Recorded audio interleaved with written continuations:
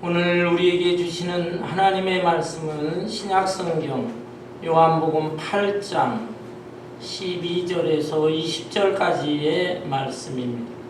신약성경 158페이지 요한복음 8장 12절에서 20절까지 제가 한 절 여러분 한 절 교독하겠습니다. 예수께서 또 말씀하여 이르시되 나는 세상의 빛이니 나를 따르는 자는 어둠에 다니지 아니하고 생명의 빛을 얻으리라. 바리새인들이 이르되 내가 너를 위하여 증언하니 내 증언은 참되지 아니하도다. 예수께서 대답하여 이르시되 내가 나를 위하여 증언하여도 내 증언이 참되니 나는 내가 어디서 오며 어디로 가는 것을 알거니와 너희는 내가 어디서 오며 어디로 가는 것을 알지 못하느니라. 너희는 육체를 따라 판단하나 나는 아무도 판단하지 아니하노라. 만일 내가 판단하여도 내 판단이 참되니 이는 내가 혼자 있는 것이 아니요 나를 보내신 이가 나와 함께 계심이라. 너희 율법에도 두 사람의 증언이 참되다 기록되었으니 내가 나를 위하여 증언하는 자가 되고 나를 보내신 아버지도 나를 위하여 증언하시느니라. 이에 그들이 묻되 내 아버지가 어디 있느냐. 예수께서 대답하시되 너희는 나를 알지 못하고 내 아버지도 알지 못하는도다. 나를 알았더니 내 아버지도 알았더니. 20절 다 같이. 이 말씀은 성전에서 가르치실 때에 헌금함 앞에서 하셨으나 잡는 사람이 없으니 이는 그의 때가 아직 이르지 아니하였음이로라. 아멘. 아멘. 지난 시간에 예수님께서 요한복음에 나는 무엇이다, 헬라어로 에고 에이미, 영어로 I am 이라고 하는 표현 7가지 표현으로 말씀하신 것을 소개해 드렸습니다.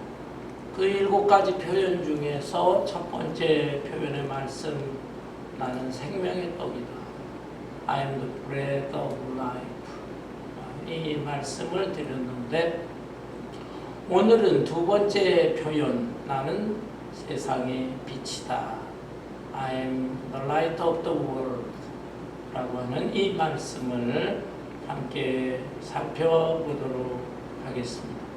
예수님께서 이 말씀을 하시게 된 배경은 무엇일까요? 이스라엘의 명절, 초막절 명절 때 이 말씀을 하신 것입니다. 초막절은 유월절 또 오순절과 함께 이스라엘의 3대 명절 중에 하나입니다. 일주일 동안 이 행사가 진행이 되는데 옛날 이스라엘 조상들이 출애굽에서 40년 광야 생활을 할 때 하나님께서 은혜를 베풀어 주셔서 이 백성들을 인도하신 사실을 기념하는 절기인 것입니다. 이 초막절에는 크게 두 가지 행사가 있습니다. 하나는 물을 붓는 의식을 행하는 것입니다. 곧 제사장들이 매일 아침 예루살렘 근처에 있는 실로암 목가에 가서 금으로 만들어진 항아리 단지에 물을 떠다가 성전으로 돌아와서 제단을 한 바퀴씩 돌면서 물을 붓는 것입니다. 이렇게 매일 한 차례씩 물을 붓는데 마지막 7번째 날에는 7번 바퀴를 돌고 그리고 물을 붓는 것입니다. 가장 결정적이고 극적인 장면을 연출하게 되는데 이때 이스라엘 백성들은 크게 환호하는 것입니다. 그런데 예수님께서는 그 의식을 알아보시면서 무리들을 향해서 누구든지 목마른 자는 다 내게로 와서 마시라. 내가 주는 물을 마시는 자는 배에서 생수의 강이 흘러나리라. 이 본문 말씀 앞에 요한복음 7장에서 말씀하고 있습니다. 곧 이스라엘 조상들이 광야 생활을 할 때 물이 없어 고생을 했는데 하나님께서 반석을 치게 하셔서 반석에서 샘물이 솟아나오게 했습니다. 크나큰 은혜예요. 그러나 그 샘물을 마시는 자, 그리고 또 이 초막절에 의식을 해가면서 이 물을 제단이 붓고 있는데 이런 물을 마시는 자는 다시 목마르겠지만, 그러나 내가 주는 물을 마시는 자는 그 배에서 생수의 강이 넘쳐나면서 다시는 목마르지 않을 것이다. 참 그 상황이 적절하게 영적인 의미로 말씀하신 것입니다. 그런데 초막절에는 이렇게 물 붓는 의식뿐만 아니라 또 한 가지 큰 행사가 있었습니다. 그것은 이스라엘의 성전 뜰에 아주 큰 기둥, 4개의 기둥을 세워서 그 기둥 끝에다가 불을 밝히는 것입니다. 횃불의 기둥을 밝히게 되는 것입니다. 이스라엘 그 예루살렘 성전에는 여러 종류의 뜰이 있었습니다. 제일 외곽에 이방인의 뜰이 있고, 또 조금 안쪽에 여인의 뜰이 있고, 여인의 뜰 안쪽에 이스라엘의 뜰이라고 하지만은 남자들의 뜰이고, 또 그 안쪽에 제사장의 뜰이 있었습니다. 이방인의 뜰은 이방 사람들이 거기까지는 들어올 수가 있는 것입니다. 그렇지만은 그 안에 여인의 뜰이 있는데 여인의 뜰에는 들어오지를 못하고 이스라엘 백성들만이 그 뜰에 들어옵니다. 이름은 여인의 뜰이지만은 여자뿐만 아니라 남자들도 다 들어올 수가 있는 것이고, 그 여인의 뜰 안쪽에 이스라엘의 뜰, 유대인의 뜰인데 그 뜰에는 남자들만 들어갈 수 있었습니다. 그리고 가장 안쪽에 제사장의 뜰이 있어서 제사장은 그곳에서 짐승을 잡아 하나님께 제사를 드렸던 것입니다. 그런데 이 초막절의 횃불 행사는 바로 그 여인의 뜰, 그 여인의 뜰에다가 4개의 기둥을 세우는데 기둥의 높이가 한 23m라고 그래요. 그러니까 피트로 한 70피트가 넘어요. 오늘날의 건물로 본다면 높이가 7층 정도 엄청나게 굉장히 그 높은 그런 건물이라고 볼 수가 있겠습니다. 그런 높이죠. 그런 높이의 기둥을 세우고 거기에 불을 밝히는데 그 불이 얼마나 크고 환한지 밤중에도 예루살렘 시내 저녁에서 그 불빛을 보고 또 아주 한낮같이 이렇게 밝은 모습으로 생활할 수 있었다라고 했습니다. 예수님은 바로 그 초막절 횃불이 밝혀져 있고 마지막 날 모든 행사가 끝나고 횃불이 꺼질 즈음에 그 무리들을 향해서 가는 세상의 빛이다. 이 말씀을 하신 것입니다. 이것은 곧 출애굽에서 광야 생활할 때 하나님께서 낮에는 구름기둥, 밤에는 불기둥으로 빛으로 인도하신 것을 기념하는 행사인데, 그 구약시대의 불빛으로 인도함을 받고 또 여기에 있는 이 불빛이 밤중에 많은 사람들에게 도움을 주지만 그러나 그 빛들은 다 꺼지는 것이다. 그러나 내가 바로 세상의 빛이다. 나는 영원히 꺼지지 않는 빛이요 나를 따르는 자는 생명의 빛을 얻을 것이다. 아주 참 타이밍 적절하게 시적절하게 영적인 말씀을 하신 것입니다.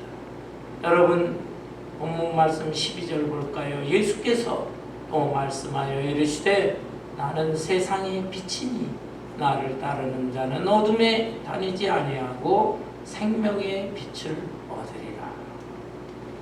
예수님께서 하신 이 말씀을 올바로 깨닫기 위해서는 이스라엘 사람들이 빛의 역할을 어떻게 이해하고 있었는가, 그것을 먼저 깨달아야 되는 것입니다.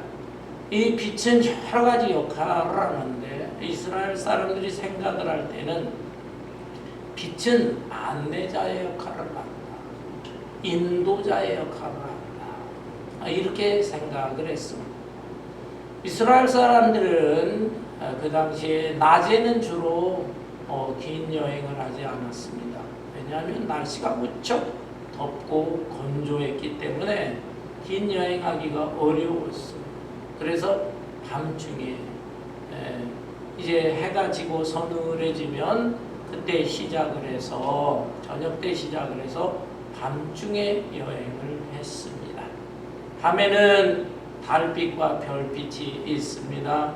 그 빛을 따라서 길을 가는 것입니다. 만일 달빛, 별빛이 없다고 한다면 얼마나 위험하겠어요. 그렇죠? 갑자기 강도를 만날 수도 있고 맹수를 만날 수도 있고 위험에 처해질 수가 있는데, 달빛과 별빛이 있을 때 그들은 안전한 길로 걸어갈 수가 있는 것이죠. 그래서 이스라엘 사람들의 사고방식 속에는 이 빛이라고 하는 것은 너무나 고마운 것이고, 이 빛은 우리의 앞길을 인도하는 안내자의 역할을 하는 것이구나, 이렇게 마음속에 각인이 되어 있었던 것입니다. 그런데 그 당시에 이 유대인들로서는 참 인생을 어떻게 살아가야 할지 갈 길 몰라 방황하고 있었어요. 왜냐하면 나라가 로마의 식민 통치가 되어 있기 때문에 정치적으로도 너무 답답하고, 또 권세자들에 의해서 압박을 받고 경제적으로도 어려움을 겪고 있었습니다. 그래서 과연 우리나라 이 민족의 앞날은 어떻게 될까? 또한 우리 개인의 인생, 가족들은 어떻게 살아야 할까? 고민하게 되고, 또 이러한 시대에 우리는 어떻게 처세를 하면서 살아야 될까? 참 방황하고 있었던 것입니다. 그리하여 그들은 메시아를 기다리고 있었어요. 메시아는 빛으로 오시는 분인데, 이 메시아가 오게 되면 우리를 올바른 길로, 좌로나 우로나 치우치지 않고 올바른 길로 인도할 것이다, 이런 생각을 하게 되었던 것입니다. 그런데 예수님께서 바로 이러한 시점에 또 이러한 이스라엘 백성들의 마음속에 나는 세상의 빛이다, 이렇게 말씀을 하시게 된 것이죠. 여러분, 오늘날에도 그렇습니다. 이 세상은 너무나 복잡합니다. 또 가치관이 혼돈되어 있습니다. 우리가 이 세상을 어떻게 살아야 할지 참 방황할 때가 있습니다. 특별히 젊은이들에게 있어서 고등학교를 졸업을 하고 대학을 가게 될 때 정말로 대학을 가야 되나? 아니면 대학교 안 가고 다른 길을 갈까? 대학을 간다 할지라도 어떤 과에 진학을 할까? 또는 나는 앞으로 어떤 직업을 가지고 살아야 될까? 결혼을 해야 할까? 독신으로 지내도 될까? 결혼을 한다면 자식을 갖고 사는 것이 행복할까? 아닐까? 엄청나게 많은 고민을 하고 방황하게 된다, 이런 말씀이에요. 이럴 때에 정말 우리의 참된 빛이 되시는 예수 그리스도를 마음속에 모시고 예수님과 교제하면서 예수님의 음성을 듣고 예수님의 인도하심을 따른다라고 할 때에 생명의 빛을 얻으리라. 이런 사람들이 지혜롭고 현명한 행복한 삶을 살게 되는 것입니다. 빛은 안내자의 역할을 합니다. 두 번째로 빛은 올바른 판단력을 제공해 줍니다. 판단력. 여러분, 우리가 눈이 있을지라도요, 빛이 없다고 한다면 전혀 앞을 볼 수가 없습니다. 사물을 분간할 수가 없는 거예요. 지금 이 예배당 안에 실내지만 여기에도 전등불이 있기 때문에 우리가 다 이렇게 서로를 보고 또 뭐 십자가도 보고 또 서로 간에 뭐 여기 있는 기물들도 또 볼 수가 있고 그런 것입니다. 여기에 전등불이 다 꺼지고 캄캄해지게 되면은 아무것도 볼 수가 없는 것입니다. 빛은 이렇게 분간할 수 있는 그런 능력을 제공해 주는 것입니다. 빛이 있으니까 사람도 볼 수가 있고 사물도 볼 수가 있습니다. 집도 볼 수가 있고 자동차도 볼 수가 있고 자동차가 큰 차냐 작은 차냐 또는 뭐 색깔이 뭐 흰색이냐 빨간색이냐 파란색이냐 분간할 수가 있는 것입니다. 마찬가지로 우리가 참된 빛을 받을 때 영적인 빛을 받을 때 올바른 지혜와 판단력이 생기는 거예요. 본문 말씀을 볼까요? 13절에 보면 바리새인들이 이르되 내가 너를 위하여 증언하니 내 증언은 참되지 아니하도다. 예수님께서 나는 세상의 빛이다 이 말씀을 하니까 종교 지도자들 중에 바리새인들이 비판을 했어요. 네가 지금 그렇게 말을 하는데 네가 세상의 빛이라고 하는 증거가 있느냐? 증거를 대보라라고 하는 것입니다. 아주 이성적이고 논리적인 말이라고 할 수가 있어요. 이 말에 대해서 예수님 뭐라고 하셨습니까? 14절에 예수께서 대답하여 이르시되 내가 나를 위하여 증언하여도 내 증언이 참되니 나는 내가 어디서 오며 어디로 가는 것을 알거니와 너희는 내가 어디서 오며 어디로 가는 것을 알지 못하느니라. 내가 나를 위하여 증언해도 내 증언이 참되다. 어찌 보면 예수님의 말씀은 너무 독단적인 것 같아요. 바리새인들의 입장에서 보면은 예수님 자기 스스로가 내가 세상의 빛이다 혼자 증언하고 있으니 이게 객관적으로 받아들일 수가 없는 것이죠. 궤변이다 이렇게 말할 수가 있는 것입니다. 그렇지만은 예수님은 참된 빛이에요. 빛으로 오신 분이기 때문에 특별한 증거가 필요 없습니다. 왜 그렇습니까? 여러분 빛의 경우를 보세요. 이 빛은 빛 자체가 빛이에요. 그 옆에 무슨 다른 뭐 전등불이나 등불이나 뭐 이런 것들 그런 것들은 필요할지 모르지만은 이 예수님은 참된 빛이니까 다른 존재들이 증거자가 될 필요가 없어요. 전등불이나 또는 다른 촛불이나 이런 거에 비할 때도 비교가 안 되니까 그들이 어떻게 객관적으로 조금 증언이 될지 모르지만은 특별한 증거가 필요 없다. 나는 하나님께서 보내신 사람이기 때문에 참빛으로 왔기 때문에 특별한 증거가 필요가 없다. 너희는 내가 어디서 와서 어디로 가는지 알지 못하지만 나는 하나님께서 이 세상에 보낸 사람이고 그리하여 나의 역할과 사명을 다 한 후에는 나는 다시 아버지께로 갈 자라. 이렇게 예수님이 변명을 하시는 것입니다. 아울러서 15절에 14절에 15절에 보면은 너희는 육체를 따라 판단하나 나는 아무도 판단하지 아니하노라. 만일 내가 판단하여도 내 판단이 참되니 이는 내가 혼자 있는 것이 아니요 나를 보내신 이가 나와 함께 계시니라. 이 본문 말씀 바로 앞에 보면은 가늠하다가 현장에서 잡힌 여인에 대한 얘기가 나옵니다. 이 바리새인들 또 다른 율법학자들 이런 사람들은 이 여자를 현장에서 잡아서 예수님에게 끌고 왔어요. 당신은 그렇게 하나님의 말씀을 잘한다고 하는데 율법에 보면 이런 여자는 돌로 쳐서 죽이라 이렇게 명했다. 그러니 당신은 이 여인에 대해서 어떻게 판결할 거요? 라고 물어보는 것입니다. 그들은 굉장히 똑똑한 것 같습니다. 머리가 좋습니다. 율법도 잘 아는 것 같습니다.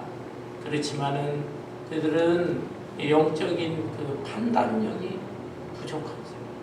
그들은 영적으로 어둠 속에 있는 사람. 그들은 무지한 사람이에요. 그들은 하나님의 말씀 율법이지만 그 율법 자체가 사람을 정죄하라고 주신 말씀이 아니고 그 율법의 본뜻은 하나님께서 인간을 사랑하고 어찌해서든지 사람을 살리려고 하는 그 뜻이 포함된 것을 그들은 알지 못하는 것입니다. 우리 십계명에 보면은 살인하지 말라 이런 계명이 있는데 그것은 하나님께서 생명을 사랑하시기 때문에 주신 말씀이에요. 또한 간음하지 말라 이 말씀은 하나님께서 가정을 보호하려고 주신 말씀입니다. 도둑질하지 말아라 뭐 이런 것은 하나님께서 재산을 보호하려고 주신 사랑의 말씀입니다. 그런데 그들은 그런 걸 알지 못하고 그 마음속에 영적으로 무지할 뿐만 아니라 미움이 가득했어요. 그래서 예수님을 공격하고 이 여인을 어떻게 해서든지 돌에 쳐서 죽이려고 했어요. 그러나 예수님은 땅에다가 글을 쓰셨습니다.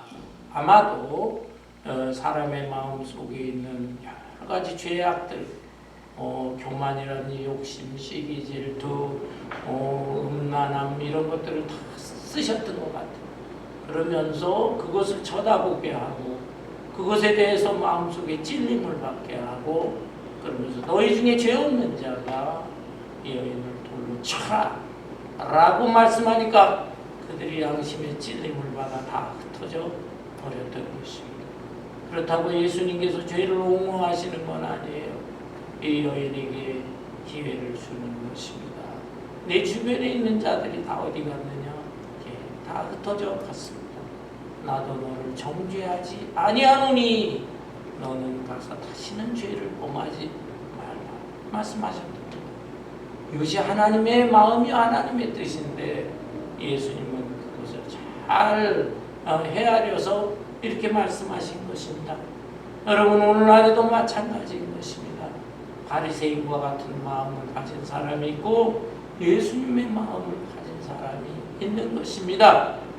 영적으로 어둠 속에 있는 자, 무지한 자는 이런 마음과 이런 행동을 하지만 예수님의 빛을 받아서 예수님의 마음을 가진 사람에게는 올바른 지혜, 올바른 판단을 하게 되어지는 것입니다. 여러분, 그 비행 조종사의 경우에 있어서 비행을 할 때 가장 무서워하는 것이 있다고 합니다. 그것이 뭐냐면 벌티고라고 하는 현상이에요. 밤중에 비행기를 조종하게 되는데 하늘에 별빛 하나가 없는 경우가 있습니다. 또한 땅에도 빛이 하나도 없어요. 특별히 망망대해의 바다가 펼쳐질 때 그런 것입니다. 이런 경우 조종사는 자기 눈으로 볼 때 하늘과 바다가 구분이 되지 않는다는 거예요. 그래서 이 비행기가 지금 똑바로 정상적으로 날고 있는지 아니면은 비행기가 지금 뒤집혀서 날고 있는지 아니 하늘이 바다처럼 느껴지고 바다가 하늘처럼 느껴진다는 거예요. 그래서 엄청난 이 공포감에 휩싸이게 되는데 눈으로도 착각을 할 뿐만 아니라 귀에도 착각 현상이 일어납니다. 이 귀에는요 사람의 이 회전 감각을 인식하게 하는 기능이 있어요. 그런데 그 귀에 이상이 생길 수 있다. 밤중에 비행을 하게 될 때 그때에는 이게 자기가 생각을 할 때는 지금 이 비행기가 뒤집혀서 날고 있다. 자꾸 그런 생각이 든다는 거예요. 귀 속에서 그렇게 느껴진다는 거예요. 그래가지고 지금 이 비행기를 갖다가 180도 뒤집어야 되느냐 말아야 되느냐 그런 공포심에 쌓이게 되는데 그때는 무엇을 봐야 되느냐? 계기판을 꼭 봐야 돼요. 계기판을 보고 운행을 해야 되는 것이죠. 그런데 가끔씩 어떤 조종사는 이 계기판이 고장난 게 아닐까 그 의심을 하는 거예요. 왜냐하면 자기 생각으로 자기 눈으로나 자기 귀로 볼 때에는 이게 잘못된 지금 운행을 하고 있는 것이다. 꼭 반대로 뒤집어야 될 것처럼 느껴진다라고 하는 것입니다. 어떤 때는 빛이 보이기도 한다고 해요. 하늘에 별빛이 있는데 바다에는 이 고기잡이 배들이 있는데 그래서 불빛이 이렇게 보이기는 하는데 이것도 하늘의 별빛이 바다에 있는 배에서 나오는 빛으로 또 바다에 있는 고깃배에서 나오는 빛이 그것이 마치 별빛처럼 그렇게 느끼기도 한다는 거예요. 그래서 그때는 꼭 계기판을 절대적으로 믿으면서 운행해야 되는데 어떤 조종사는 가끔씩 아니야 계기판이 잘못된 거야 내 생각이 옳아 그래서 자기의 머리 자기의 생각 자기의 눈과 귀를 의지하면서 고집을 부리다가 이 비행기가 뒤집히면서 높은 산에 추락하기도 하고 깊은 바다에 빠지기도 하고 이러한 불상사가 발생한다는 것입니다. 사랑하는 성도 여러분, 바리새인들의 경우에 있어서 자기네들이 크고 옳고 똑똑한 것 같아요. 그래서 예수님을 이렇게 저렇게 판단하고 또 가늠하다 붙잡힌 이 여자에 대해서도 이렇게 해라 저렇게 해라 판단하지만 그러나 그 판단은 반드시 옳은 것이 아닌 것입니다. 예수님 조종사가 계기판을 의지하듯이 우리는 참빛 되시는 예수님을 의지하고 예수님으로부터 지혜를 얻어요. 예수님이라면 이런 경우에 어떻게 하실 것인가 라고 잘 생각하고 판단하고 행동할 때 그 사람이 지혜로운 사람이 되고 사람이 복된 길로 가게 될 것입니다. 아울러서 세 번째 빛의 역할이 무엇일까요? 이 빛의 역할이라고 하는 것은 이 빛의 역할은 이제 생명을 얻게 되는 것입니다. 여기 본문 말씀에 보면은 17절에 너희 율법에도 두 사람의 증인이 참되다 기록되었으니 내가 나를 위하여 증언하는 자가 되고 나를 보내신 아버지도 나를 위하여 증언하시느니라. 구약성경 신명기 19장에 보면은 어떤 사건이 발생을 했을 때 올바로 판결을 하기 위해서는 두 사람 이상의 증인이 있어야 된다. 바리새인들은 바로 그 율법의 조항을 가지고 예수님 비판한 거예요. 그런데 예수님께서는 무엇이라고 답합니까? 그래, 나에게도 증인이 있다. 곧 하나님이 나의 증인이 되고 또 내가 내 자신의 이 증인이 된다.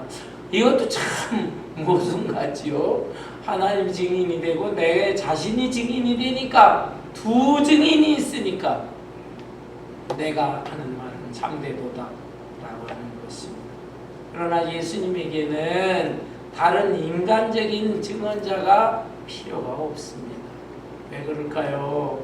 조선시대에 암행어사 제도가 있지 않습니까? 암행어사가 아주 남루한 그 옷을 입고 다 떨어진 갓을 쓰고 그렇게 시골을 방문합니다. 지방의 이 관가, 관청을 방문하면서 그들의 그 비리를 갖다가 다 파헤치게 되는 것이죠. 그런데 억울한 모함을 받고 감옥에 갇히기도 하고 붙잡혀 매를 맞게 되는 그런 상황에 놓일 때가 있습니다. 그때 이 암행어사는 자기의 품속에 있는 마패를 꺼내요. 그래서 마패를 탁 보여주고 또 미리 숨겨놓은 군사들 암행어사 절투야 하면 그 군사들이 동원되게 되는 것입니다. 그때 그 지방의 사또나 관리들에 있어서 증거를 대라 이렇게 얘기하지 못합니다. 왜냐하면 마패 하나면 충분한 거예요. 그렇죠? 임금이 하사한 마패 그 하나면 됐지 무슨 또 다른 증인이 필요하냐는 것입니다. 예수님의 경우도 마찬가지예요. 하나님께서 나를 육신의 모습으로 이 세상에 보냈다. 그것이 증거가 되고 내가 전하는 지혜의 말씀 그리고 내가 행하는 놀라운 표적의 사건 그것만 충분한 것이다. 이렇게 말씀을 하신 것이고 그러면서 나를 아는 자는 아버지도 아는 것이다. 나를 알고 아버지를 안다 라고 하는 것은 영원한 생명의 길, 생명을 얻고 영원한 생명의 길을 가게 된다. 이런 말씀이에요. 예수님께서 본문 말씀 12절에도 보면 예수께서 또 말씀하여 이르시되 나는 세상의 빛이니 나를 따르는 자는 어둠에 다니지 아니하고 생명의 빛을 얻으리라. 빛의 역할은 생명을 주고 또 건강을 주는 것입니다. 나무나 이 식물들의 경우를 보면요, 빛을 받아요. 빛을 제대로 받지 않으면 이 나무 식물들이 제대로 자랄 수가 없습니다. 빛을 받아야 되는 것이죠. 빛을 받으면 소위 말하는 광합성 작용이 생깁니다. 하늘에서 빛을 받으면서 에너지를 얻고 또 뿌리로 땅에서부터 뿌리를 통해서 물을 끌어올리거든요. 물. 그러면서 그 빛의 에너지가 거기서 이 공기를 통해 가지고 이산화탄소를 받아들여요. 이산화탄소, 또 물, 그리고 빛의 에너지 이 세 가지가 작용을 하면은요 포도당이 발생한다고. 포도당. 그 포도당을 통해 가지고 이 나무가 자라나는 것이고 이산화탄소를 받으면서 대신 산소는 또 뱉어내요. 산소는 뱉어내요. 그런데 이 산소는 사람에게 참 좋은 것이니까 나무와 식물들이 많은 곳에는 산소가 풍성하게 되는 것입니다. 여러분, 이 나무 식물들이 빛을 받음으로 인해서 본인들이 살아나고 또 그 나무에서 뿜어내는 산소를 통해서 사람들과 짐승들이 엄청난 도움을 얻게 되는 것입니다. 여러분, 빛은 이렇게 생명의 유익이 있어요. 건강에도 유익이 있어요. 요즘 우울증 걸리는 사람들이 많잖아요. 근데 이 우울증에 도움을 주는 것으로 햇빛을 많이 쏘이면 좋다고 합니다. 햇빛을 많이 받으면요, 이 망막을 통해 가지고 세로토닌이라고 하는 그 유명한 신경 물질이 있는데 그것에 자극을 줘요. 그래서 사람의 마음을 기분 좋게, 감정적으로 아주 기분 좋게 만들어 준다는 것입니다. 아울러서 비타민 D의 요소가 풍부해지면서 감정적으로 안정감을 이루고 행복감을 느끼게 된다는 것이죠. 햇빛이라고 하는 것이 이렇게 참 소중한 역할을 하듯이 우리가 빛 대신 예수 그리스도를 마음속에 모시고 살게 된다면 내 영혼이 구원받을 뿐만이 아니라 내 인생도 풍성한 그 생명이 풍부한 그런 삶을 살아가게 되는 것입니다. 사랑하는 성도 여러분, 예수님께서는 나는 세상의 빛이다 이렇게 말씀하셨는데 마태복음 5장 산상수훈에 보면은 조금 다르게 말씀하셨어요. 그곳에 모인 제자들, 우리들, 그리고 또 오늘날 우리에게 해당되는 말씀. 너희는 세상의 소금이요 너희는 세상의 빛이다 라고 말씀하셨어요. 아니 예수님이 자신을 가리켜 세상의 빛이라고 했는데 네? 또 한편으로는 우리를 가리켜서 너희는 세상의 빛이다 말씀하셨습니다. 어떻게 조화를 이룰까요? 이것은 마치도 해와 달의 관계와 같은 것입니다. 여러분, 이 해는 발광체, 스스로 빛을 발하는 것입니다. 다른 발광체가 아니에요. 흙덩어리, 차가운 암석 돌덩어리로 이루어져 있습니다. 빛이 없어요. 그런데 달이 해를 바라봅니다. 해를 바라볼 때 그 햇빛을 받아서 반사하는 것이죠. 우리의 경우도 마찬가지입니다. 우리 인간은 스스로 빛을 발할 수 있는 참빛이 되지는 못하고 오직 예수님만이 참빛이다. 그 빛 대신 주님을 모시고 주님을 바라볼 때 우리는 빛의 반사체로서 살아갈 수 있는 것입니다. 그런데 이 달과 지구의 관계를 또 이 달과 태양의 관계를 잘 생각해 보면요. 달이 이 태양을 바라볼 때 정면으로 바라보면 보름달이 됩니다.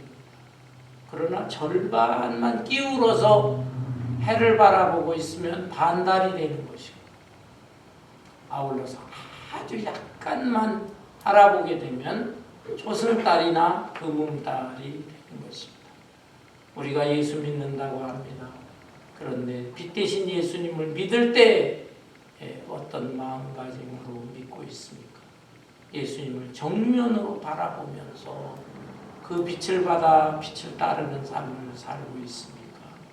그렇다면 보름달 신자예요. 그러나 절반 정도는 빛 대신 예수님 바라보고 절반은 다른 거 바라보고 그렇게 해서 산다면 이런 사람은 반달 신자에 불과합니다. 어떤 사람의 경우는 겨우 마지못해서 그저 예수 믿는다고 하고 예수님 바라본다고 하지만 약간만 바라보는 것이죠. 실제 삶은 전혀 다른 모습으로 살아간다. 그런 사람은 초승달 신자나 금음달 신자에 불과한 것이죠. 우리는 지금 어떤 모습으로 살아가고 있습니까?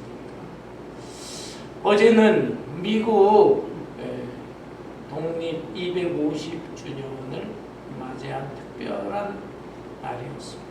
엄청나게 행사도 많고 불꽃놀이도 많고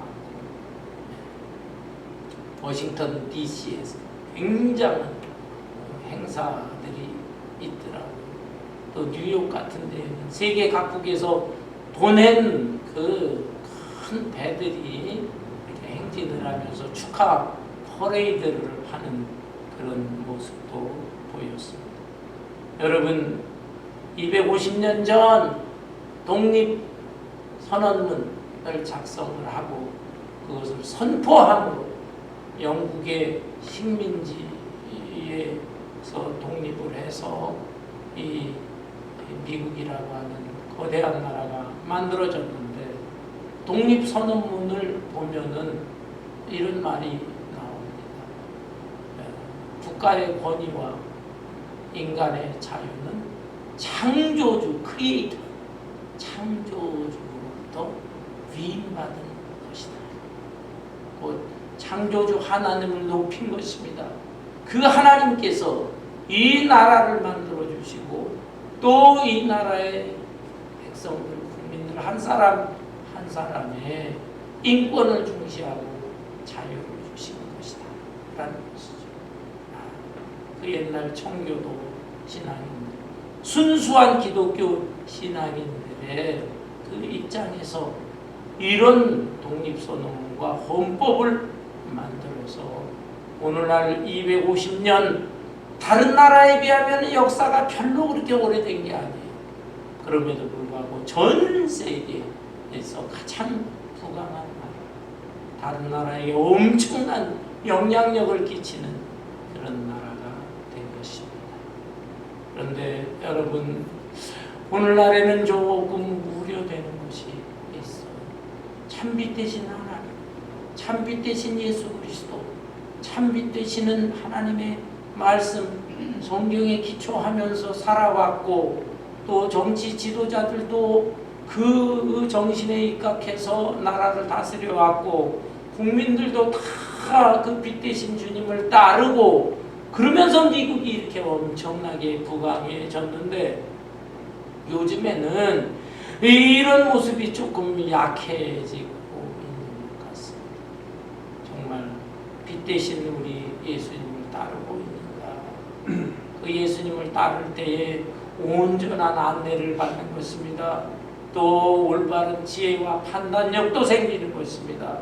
그리고 또한 자신의 생명과 건강뿐만 아니라 다른 사람들에게 이런 놀라운 영향력을 미치고 있는 것인데 과연 미국이 오늘날 그런 역할을 하고 있는가 라고 할 때 여러 가지 면에서 의문점이 있는 것이죠.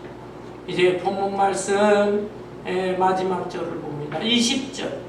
이 말씀은 성전에서 가르치실 때에 헌금함 앞에서 하셨으나 잡는 사람이 없으니 이는 그의 때가 아직 이르지 아니하였습니다. 바로 그 여인의 뜰에는요, 그 벽에 헌금함이 붙어 있어요. 이 꽃갈 모양으로 만들어진 그 헌금함이 13개가 여인의 뜰 벽에 부착되어 있어서 사람들이 그곳에 헌금을 합니다. 동전을 넣을 때마다 쨍그랑 소리가 들리는데 바리새인들은 사람들을 보라 들으라 하는 식으로 동전을 많이 넣게 되면은 쨍그랑 소리가 많이 들리는 것이죠. 그것으로 나 이런 사람이야 라고 하면서 헌금을 할 때도 의식적으로 헌금했지만 가난한 과부 얘기가 성경에 나오지 않습니다. 가난한 과부는 그저 그 동전 2개, 2랩돈 그거 가진 거 전부인데 그것을 가져 부끄러워하면서도 우리 하나님 은혜에 감사해서 2랩돈을 던졌다. 아마 그 동전 2개가 들어갈 때 딸랑딸랑 그렇게 소리가 났겠지. 바로 그러한 장소, 그 헌금함이 있는 그 장소 여인의 뜰, 그 여인의 뜰에 그 엄청나게 높고 큰 횃불 기둥이 있어서 횃불이 밝혀지게 됩니다. 마지막 날 모든 행사가 끝나고 횃불이 쫙 꺼져갈 때에 그곳에 모인 모든 무리들은 무슨 생각을 하겠습니까? 일주일 동안은 너무 기분 좋고 기쁘고 즐겁고 행복했지만 행사가 끝나니까 다시 어둠만이 남게 되고 그리고 다시 삶의 현장으로 돌아가게 되고 있습니다. 마음이 얼마나 공허했겠습니까? 그러한 상황 속에서 예수님은 나는 세상의 빛이다. 다시 꺼지지 않는 빛이다. 너희들을 올바른 길로 안내하고 너희에게 올바른 지혜와 판단력을 주고 너희들의 생명을 풍성하게 해주는 세상의 빛이다. 이 말씀을 하신 것입니다. 어제 250주년 그 행사를 할 때에 미국 전역에서 엄청난 불꽃놀이 행사가 있었습니다. 저는 TV를 통해서 또 유튜브를 통해서 저희 아파트에서 애들이 막 폭죽 터뜨리고 야단하는데 일부러 그 미국 워싱턴 DC 그 DC에 흐르는 포토맥 강이라고 하는 큰 강이 있잖아요. 그 강에서 불꽃놀이 행사를 하는데 어마어마한 85만 발의 폭죽을 터뜨렸다고 합니다. 40분간 하는데 아마 기네스북에 오를 것 같다. 이야, 어마어마한 불꽃놀이 행사.